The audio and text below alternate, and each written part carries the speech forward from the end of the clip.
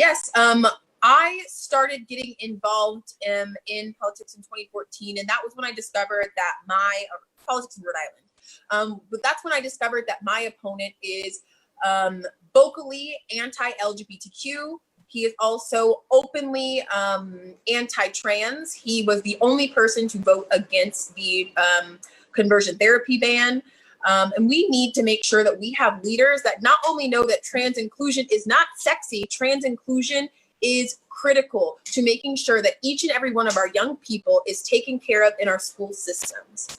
When we think about trans inclusion, it's not just about, do our policies match what is happening in schools, but do we have teachers who are competent enough to address the needs of students, to have the language to combat all of the misunderstandings that can happen inside of a classroom, and honor all of the identities that each and every student brings, whether they are trans, whether they are Black, whether they are an immigrant.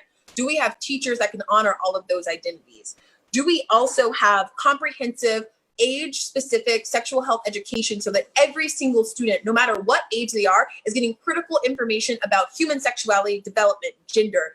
And that is all a part of my education platform, because as an educator who taught trans students, who taught queer students, who was a queer person herself, I never saw anyone who looked like me in the education system, in the school system. And so I was fortunate enough to be the one teacher that my students could come to, that they could come out to. And I know that we don't just need inclusive bathrooms, inclusive policies, we need inclusive teachers, and we need teachers with the vocabulary and with the experiences to honor and elevate all of the experiences of all of our students everywhere.